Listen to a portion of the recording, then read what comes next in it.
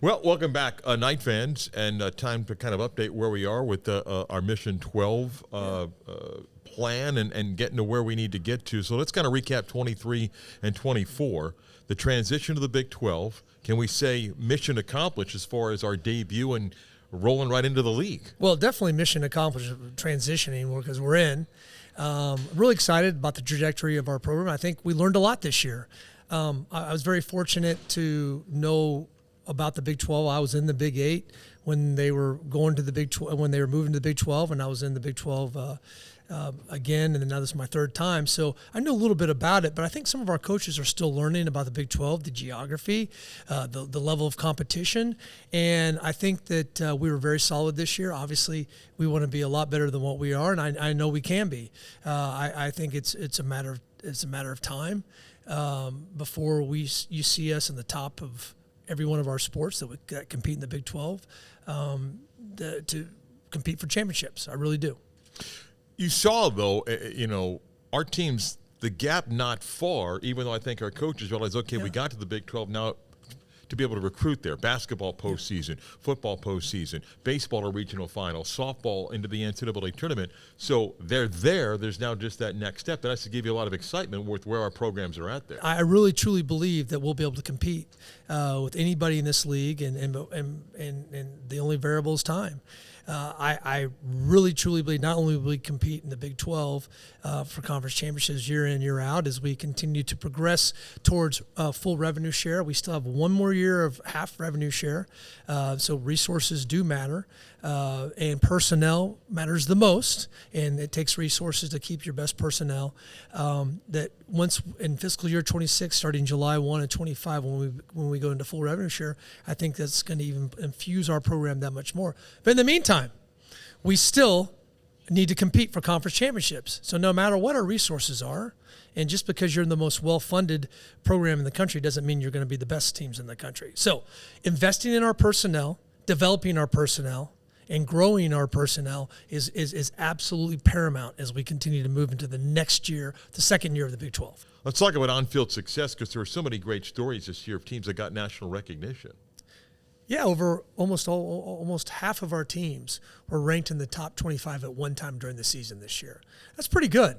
And, trying to compete in the league that we're competing in with, especially with Texas and Oklahoma still in the league and being ranked in the top 25 at least one time or multiple weeks during the season was a really good accomplishment. And I think, again, I talk about trajectory. I think there's more to come as we continue to grow as a program. Of course, men's soccer ranked number 1 at one point during the season. Yeah. The top 3 revenue-producing sports in football, men's basketball, and baseball, one of 3 of the newcomers to have all 3 make the postseason. That's right, and I think Kansas State and Arizona were the other 2, and I think Kansas State also went to the NIT along with us, went to a bowl game and to the baseball regionals. We're real excited. I mean, I think again we got to continue to move forward, onward and upward.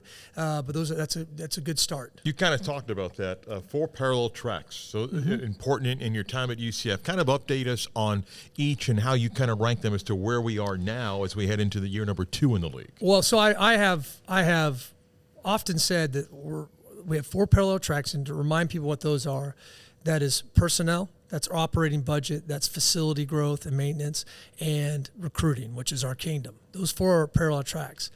Obviously, recruiting is huge. That's the lifeblood of any program. But personnel probably is the most important because no matter how great your facilities are and how well you're resourced, if you don't have the right people running your programs, and we can look at all kinds of examples across the country, if you don't have the right people running your programs, you're not going to be successful. So we got to invest in people, and we got to retain and attract some of the best coaches in the country here to UCF. And I know we have the amenities to do so. Budget, $72 million to $90, and need to grow. Kind of take us through how we went from point A to point B, and how do we get to point C, D, and E as you move forward here now? So a lot of it, the first year we gained a little traction. We added probably about $9 million more to our budget by joining the Big 12 compared to the American to the Big 12. But a lot of that growth comes from self-generated dollars. And we have an amazing team, brand marketing, our revenue generation area, our charge-on fund. They're doing an outstanding job helping self-generate revenues. We've got about 13,000 donors now, which is about 126% increase. And we also have almost 400 major gift donors as well. That's one of the reasons why we have fueled the growth of our operating budget. We've set ticket sales records across the board, filling up our stadiums and our arenas in football, volleyball, men's basketball, women's basketball, baseball, and softball. And it's all really, really good news. And I think we're heading in the right direction. As you can see, we've still got a lot of work to do here, and to catch up to the rest of the conference. And we're on that path. I want to talk to you about recruiting. It's changed a bit from when you were an athlete to where we are today. So how do you approach that with your coaches from a budget standpoint, what they're selling, the recruiting process and priorities, which you kind of touched on there? Kind of give me the vision of where we are, the role that the kingdom plays in that, and just your philosophy on recruiting. Well, I think it's about all the amenities that you have that you offer. In this day and age right now, in certain sports, it's about it's about the collectives. It's about how you're getting compensated outside for your NIL. But we still, top of mind, have educational opportunities at the forefront. We'll never lose that here at UCF. That's a core principle that I will always have as long as I'm still doing this, and that is making sure that we maintain their educational opportunities for our young people. We know the numbers. We know the stats of how many play pro at the next level. So if we're not maintaining those educational opportunities and helping them grow on the playing surfaces in the classroom and postgraduate success, then I don't know why we're doing what we do. And so we'll maintain that. However, while we're here, we still have to be competitive. So the collectives is very important to our operation. Now, as the ever changing world of college athletics is changing, we're going to have to pivot and look at how we're operating a little different. We're going to have to make some triage decisions of how we run our administration, how we fund some of the possible revenue generation, revenue sharing opportunities that our student athletes going to have in it. But it's in my mind, it's part of the new age, and we're going to embrace it. But we are always going to maintain the educational opportunities and postgraduate career success. Let's talk capital improvements, facilities, Mission 12 milestones the past year, as well as milestones in the Kenneth G. Dixon Athletics Village that we've seen the last year, and what's ahead now for this year. It's great. A lot to talk about. We've been very busy. As you can see in this, we're right now sitting in the venue in the basketball arena. We've put almost $12.5 million of new dollars into the facility, and we're going to periodically, when we do these updates to Night Nation, we'll do them in different venues that we've upgraded or repurposed. So we're really excited to really talk about all the different things that are going on and from a facility standpoint. The 12.5 that we use, it would not just affect basketball, it's also volleyball, it's our track. We put new training room in.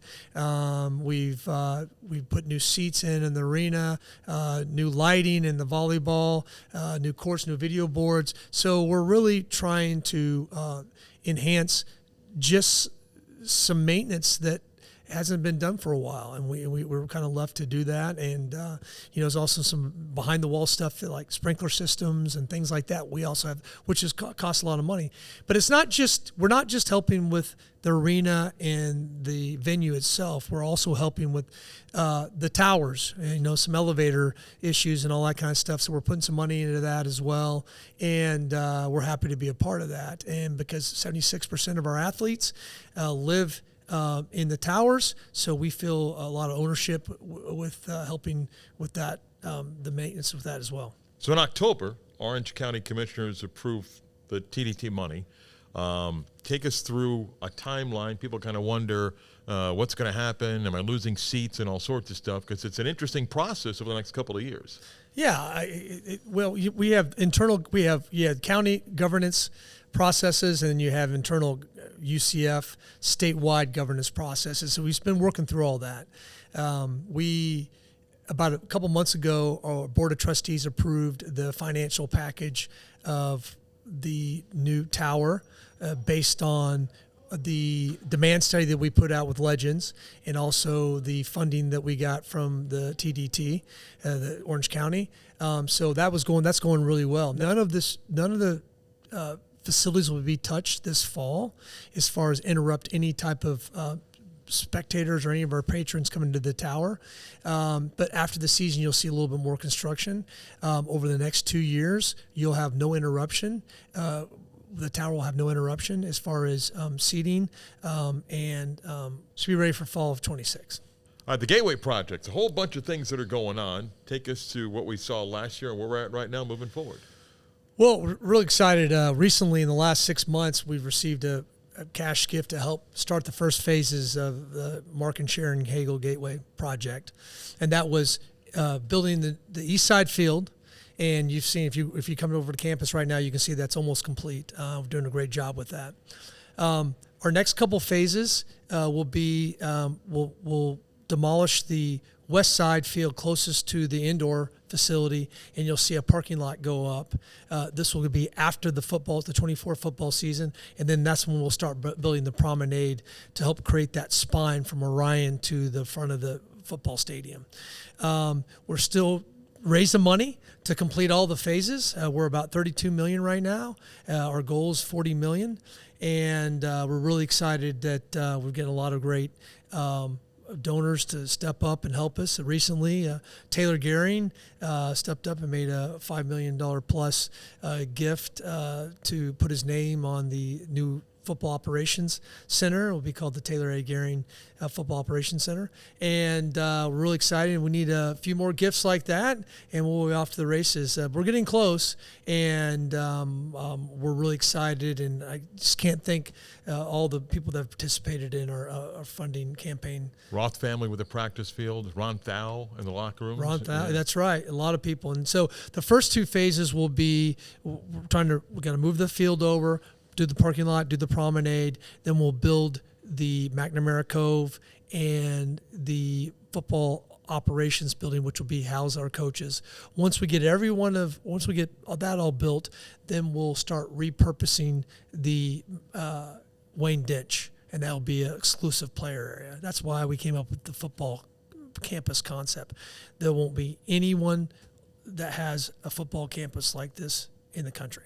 So it'll be unique and indigenous to the state of Florida, and we're really excited to show it off. But we need Night Nation's help. What is your fundraising goal on that to get to the number that you need? Well, like I said, we're about $32 million. We're trying to get to the $40 million mark, and hopefully we can get there by the kickoff of this year. Our Charge On Fund and led by Mark Wright and the staff down there are doing a great job. But, obviously we need Night Nation's help to get it done. And we're real excited about the opportunity to have it done by then, and we've got a lot of work to do. As we wrap up 23-24, just tell me what you're most proud of, what the year was all across athletics. What are you excited about in 24-25? Oh, most proud is I got to experience a landmark occasion and a landmark year with the rest of Night Nation and what they've been waiting for a long time.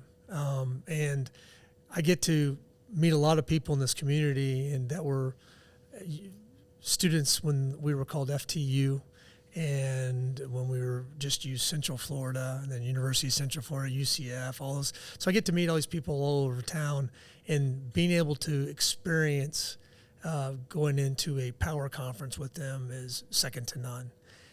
And from a personal standpoint and a professional standpoint, watching our young people compete for the very first time at the next level, it was really exciting for me, and it was a great evaluation time as far as looking to see, are we going to get better? How are our coaches doing? How are our student athletes doing? And I say it a lot of times, and I say this with all sincerity. When I talk to our student athletes, I see them in the hallways, or I see them out in the streets or in the parking lots or whatever, and I say, I cannot wait to watch you play. It was fun watching our young people play this year, watching some of the new the young people coming in for the very first time, some of the transfers that believed in the UCF way.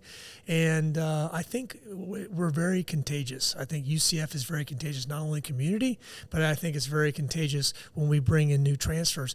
People buy in really quickly. How can you not, based on with all the amenities and the wonderful attributes we have? So that was really wonderful to see. Now going forward, I expect a lot more. I expect, first and foremost, a lot more from myself and how we do business and how we manage the department. And I expect our programs to get better in every area. And even though we need more resources and we're generating new resources, I suspect we will be better in all areas of our department. Because, again, it goes back to what we talked to earlier. We have the right personnel, and we have the right people at the table, and we have the right staff members that care.